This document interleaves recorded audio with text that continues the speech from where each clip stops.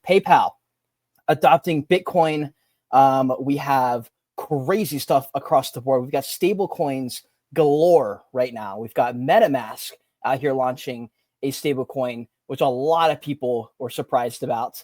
We've got Michael Saylor. He's going to be visiting Washington, I believe either today, yesterday, sometime in the, very, very today, basically, kind of thing. We've also got CoinDesk reporting on a fellowship pack being created here with a few different people and leaders in the crypto world. So there's a bunch of things to talk about actually in today's stream. Please do retweet if you haven't already. It's going to be an awesome one. I'm really excited to get into this conversation here and run through these top stories. We'll start with PayPal. We'll go to the beginning here again. Like I said, there's going to be a lot of stablecoin conversation, and I'm very fascinated to see the conversation on crypto develop and what ends up being important in the crypto conversation as the tech continues to develop, as more regulation comes in. Because currently, for me, this is interesting because PayPal is pretty easy to use. I use it relatively often when I'm working with people, and to be able to just send Bitcoin or crypto through the app is definitely a good thing for the average person because they're going to be way more apt to use PayPal than anything else, which is fine.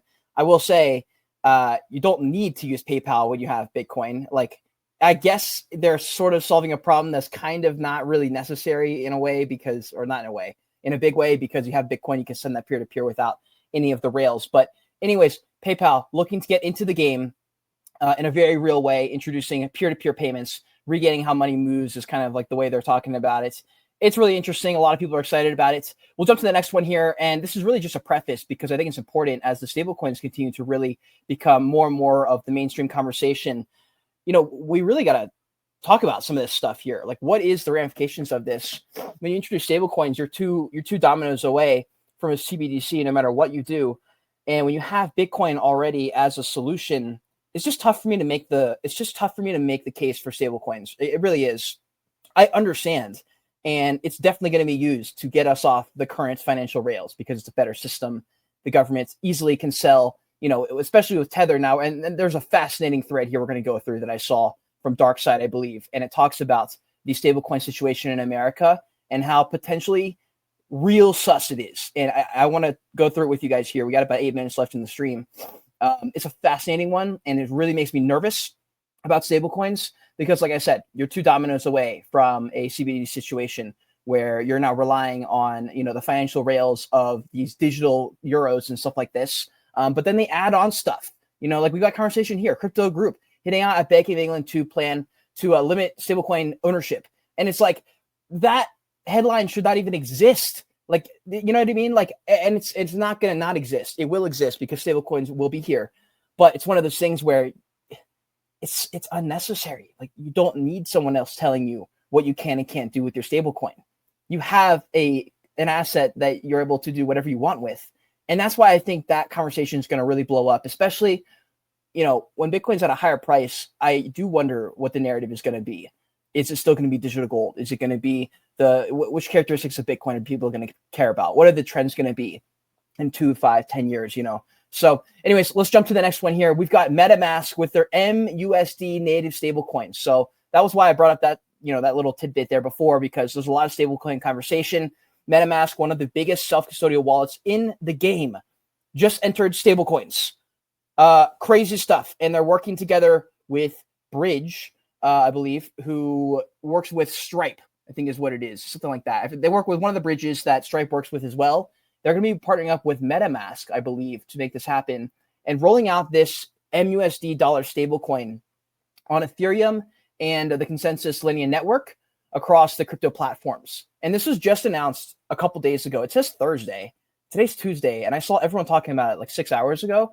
So I'm not sure, but we'll see what happens. They're going to be issued by Bridge, an issuance and orchestration platform that's used by Stripe as well. If you guys know Stripe. And so really, really interesting stuff here from MetaMask. And they're going to be backing it 1-to-1 with dollar equivalent reserves and integrated into wallet features like the swaps, the on-ramps, and the bridging. And like I said, they're going to be partnering with MetaMask later this year to partner up. They're going to be launching a MetaMask card in partnership with MetaMask. And that way you can, every single day you can be earning and spending in the mUSD. Look, for me, I've got the Gemini card. I get paid out in Bitcoin. that to me is like second best. That's as good as it's going to get. I don't know. I mean, so yeah, I guess enabling users to spend mUSD and everyday transactions. Yeah, I mean, look, is it a better system than we have today? It's like, I guess so, yeah, but we've got an even better solution in Bitcoin here. But, in terms of what people are actually going to use day to day, it does seem like this is going to be a better use case. My question is going to be like, which one do you use? Like, are they all good? Can you trust all of them? And like, that's where we're really going to need to do the research here and learn a lot more about stablecoin, about supply when you're minting it. Like, we'll jump to the story here as we wait for more details around MetaMask card and stablecoin update rollout. But, we have this thread, and I think Darkside is the one who quote tweeted this earlier that I had seen. But we've got Jack, blockchain philosopher, talking about Bohines and USAT, which is the new token launched by Tether, USDT. They've got a new token that Bohines, formerly from the White House, will be in charge of. He's the new CEO, if you guys remember him. And so essentially he lays out this thesis, which, look, it might be fear-mongering. It might be completely not true. I don't know. I think it's worth the question because it is interesting to see Bohines go to the White House, leave relatively quickly, and join the most profitable company on earth. And within like a month of that, become CEO to, take out USAT. Weird. But anyways, yeah. So USDT Tether, new stablecoin being promoted as the one that will comply with U.S. regulations by the Stable Act, the GNH Act. Sorry. This means that USDT, the largest stablecoin, is not and will not be compliant with current U.S. regulations. Yet he continues to be invited and operate. So he's saying White House's inside man for Tether is going to be Bo. And the fact that they have separate stablecoins, I thought was interesting at the very least. I don't know why there need to be two, but he lays out this thesis, which is fascinating. Tether through USDT will operate as a branch of a decentralized Fed 2.0 system. You guys like my hat on the Fed? It is true. First it mints USDT out of thin air, then it buys bonds. It generates demand for them, and it helps the U.S. Treasury manage its debt. And that's the question people are always asking, like, how is the stable coins going to get us off the financial rails? That doesn't make sense. It's like, well, if everyone starts buying, if everyone stops buying what they have always bought, which is the bonds, and they start just getting Tether instead and using that because it's easier and better and et cetera, eventually everyone gets out of the dollar, and the seesaw flips, and it goes this way and then it's this way, right?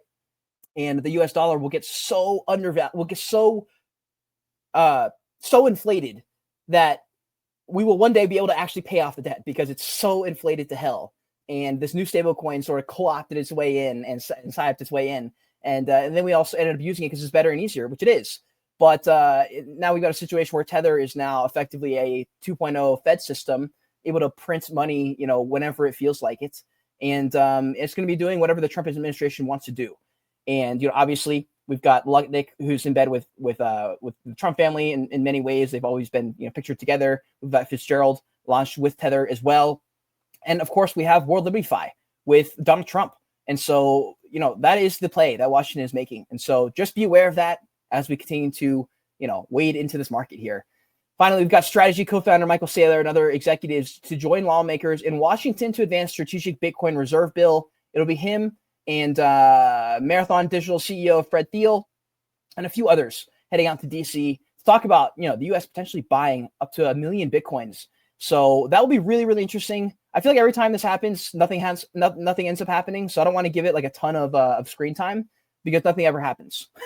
But, if something does happen, that'd be great. We got about 1 minute or so until the next space. So guys, I'm going to run through the last two stories here. Please retweet the stream if you're enjoying it, by the way. We're trying to give you back your time. Just run through the quick, top stories before the day gets too crazy.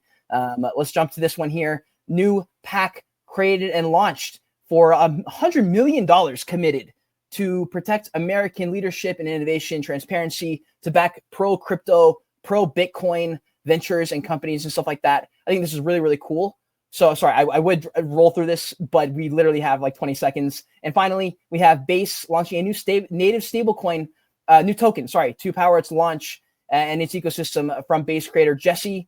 And so, yeah, more tokens. Listen, It depends on, what your angle is into this market. It depends what you pay attention to, why you're here, and why you stack some of these assets. But if you're stacking for the long haul because you believe in these things, definitely, really iron in your thesis this year is probably the one thing I'll say. Really iron in your thesis. As prices go up and down, we are very close to the end of a 4-year cycle. If we see that, if we end up seeing the market just continue on, we'll be fine. If we end up seeing a full correction in prices, obviously, we're back down to the 5 digits for Bitcoin.